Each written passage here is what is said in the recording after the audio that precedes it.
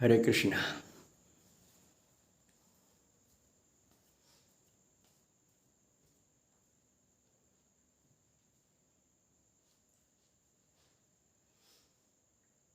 आओ प्रिय आत्मन,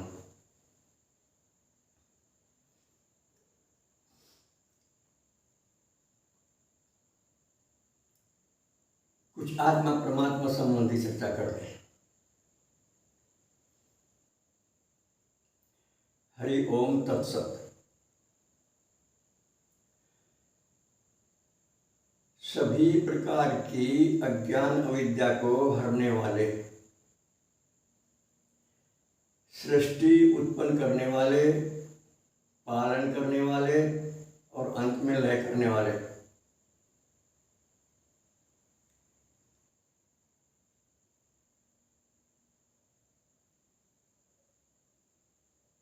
ये परमात्मा सदा सत्य है।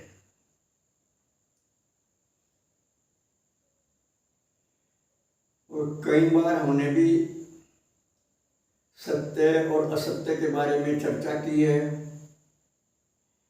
आप लोगों ने कहीं और भी पढ़ा होगा, सुना होगा। सत्य कभी बदलता नहीं, ये सत्य की पहचान है, कभी नहीं बदलता। और असत कभी स्थिर नहीं रहता, हर पल बदलता है।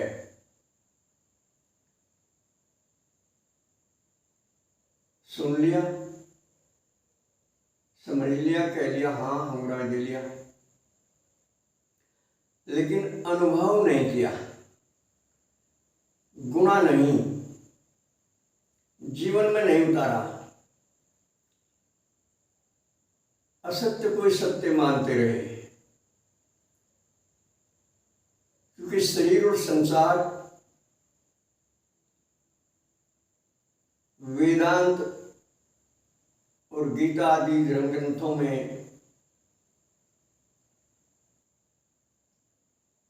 ना भैया बताया गया। दिखे सामने है, लेकिन परिवर्तनशील होने के कारण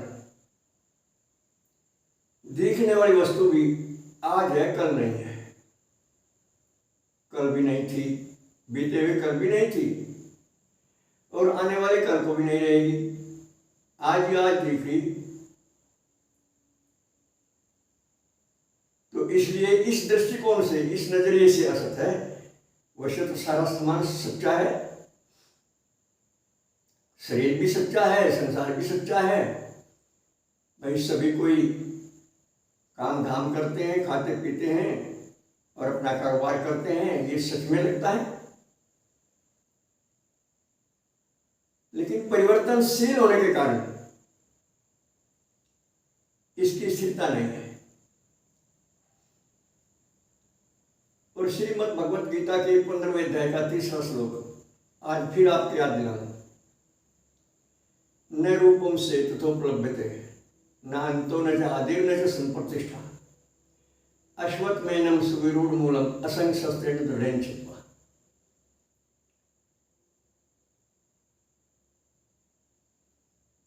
अर्जुन को निमित्त करके भगवान कह रहे हैं, हे अर्जुन,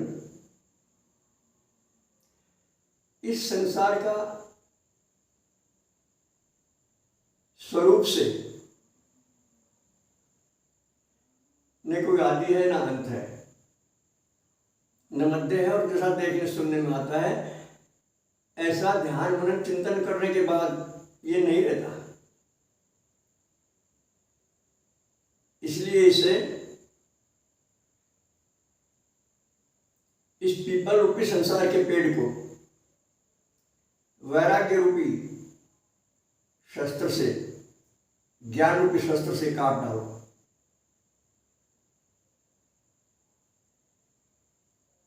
थोड़ा ध्यान कीजिए। हमारी आपकी वाणी असत हो सकती है, हमें आपको भ्रम हो सकता है, लेकिन क्या कभी भगवान की वाणी असत हो सकती है? कभी भगवान को भ्रम हो सकता है? जरा सोच कर उत्तर दीजिए, गहराई से विचार कीजिए। वेद भी भगवान की वाणी है और गीता भगवान की वाणी है।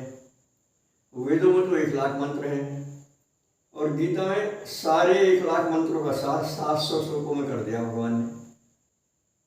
इसलिए जन कल्याण के लिए। और इसी 15वें अध्याय के 19वें श्लोक में यो माम एवं असमूढ़ जानाति पुरुषोत्तम स सर्वोहि भजतिमाम सर्वभावेन भारत। हे अर्जुन, इस आदमी की मूर्खता खत्म हो जाती है, अर्थात अज्ञान अविद्या समाप्त हो जाती है, तो संसार नहीं दिखता इसे मैं दिखता हूँ और वास्तव में हूँ भी मैं ही। ये संसार सब मेरी कल्पना है, मेरी रचना है और अस्थिर है सदा ही।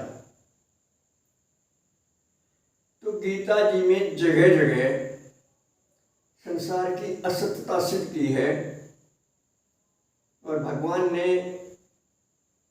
अपनी उपस्थिति हमेशा के लिए बताई है। जब संसार नहीं भी रहता तब भी भगवान रहते हैं, अब भी हैं, संसार से पहले भी हैं, संसार के समय भी हैं, संसार के बाद भी हैं, त्रिकाल बाधित। इन पर समय का प्रभाव नहीं होता और हमें इनका अंश बताया जाता है। इसी अध्याय में मम वंशो जीव लोके जीव भूत सनातन। हे अर्जुन, ये जीव मेरा सनातन अंश है।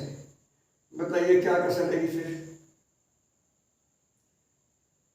भगवान सदा हमसे जुड़े रहते हैं, हम भगवान से जुड़ नहीं पाते। वेद के बारे में भी गीता में चर्चा आई है, त्रैगुण्य विषय वेदा।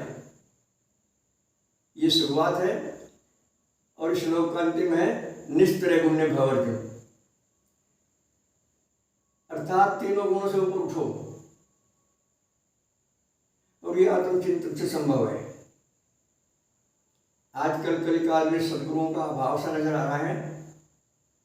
लोग कहते बहुत हैं, करते नहीं मिलते। महापुरुषों के अनुयायी, उनके समर्थक उनकी बहुत ऊंची ऊंची प्रशंसा कर देते हैं, जो गुण उनमें है भी नहीं वो भी कह देते हैं। एक व्यसन हो गया, एक आदत हो गई हमारी। समर्थक प्रशंसा करेगा, विरोधी बुराई करेगा, बस हम तो इसी पचड़े में रह जाओ। न किसी का समर्थन करना, न किसी का विरोध करना।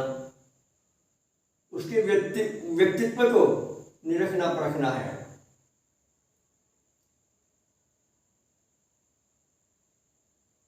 जो महापुरुषों से हमारा संपर्क होता है उन्हें में निरखना परखना है।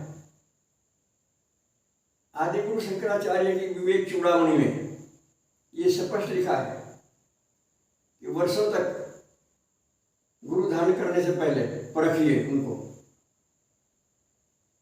वर्षों तक नहीं, 6 महीने अवश्य परखें, बारीकी से गतिविधि देखें, कथनी करनी एक है या अंतर है,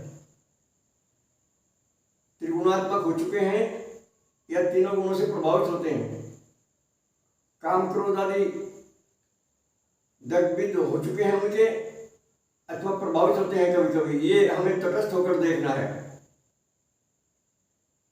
और यदि कोई बाहर से सदगुरु प्राप्त नहीं होता तो सदगुरुओं के सदगुरु सबके अंदर विराजमान है, इस पर विश्वास लाइए।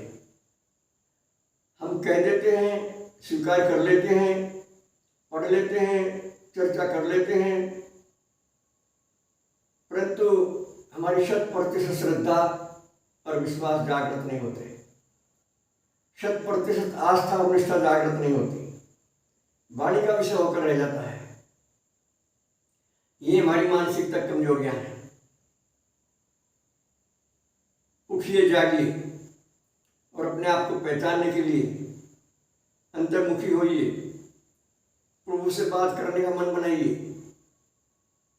जब तक ये नहीं बोलते बार बार प्रयास कीजिए, बोलेंगे अवश्य, क्योंकि इनके बारे में आपने सुना होगा, पग भी नहीं चलें सुने भी नहीं काना, कर भी नहीं कर्म करें विधि नाना।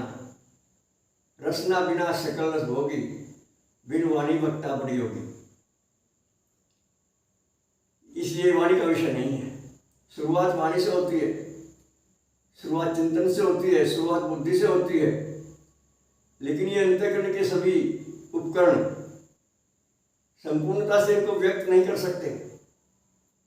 बुद्धि समझ नहीं सकती, मन मनन नहीं कर सकता संपूर्णता से, चित्त संपूर्णता से चिंतन नहीं कर सकता।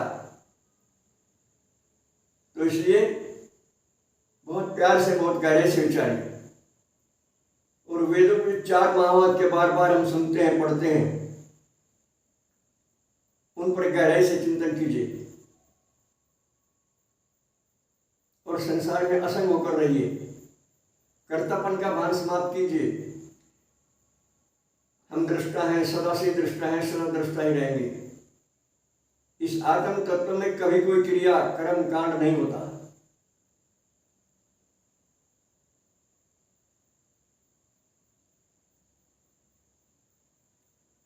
तो इस प्रकार समय रहते स्वयं को पहचानने के लिए अंतर्मुखी होना परम आवश्यक है। अंतर में प्रभु विराजमान है। बार बार दोहराइए इस बात को। और जब तक ये बात ना करें, बोले नहीं, तब तक इनका पढ़ना मत छोड़िए।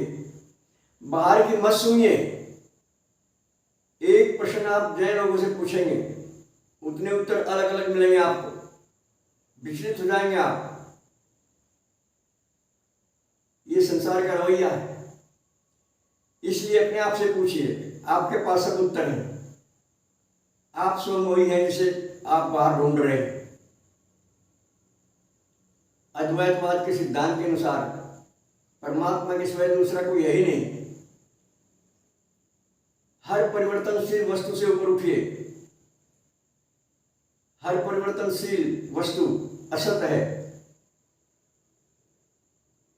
इस दृष्टिकोण से पहचानिए अपने आप को। संसार में आने के अपने मकसद को पूरा कीजिए। यदि स्वयं को जाने बिना शरीर पूरा हो गया तो इससे बड़ी हानि नहीं है संसार में कोई। पहले पता नहीं कहाँ थे, आगे पता नहीं कहाँ जाएंगे। ये 4 दिन की चांदनी फेर अंधेरा सिर पर खड़ी है। इससे उबरिए।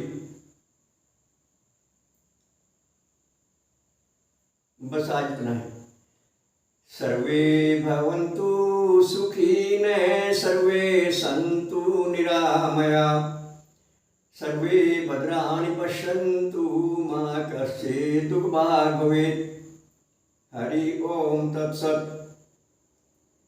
नए दर्शकों के लिए हमारे फ़ोन नंबर हैं 75 00 39 75 35, 96 9 00 54 725। ओम शंकराय नमः।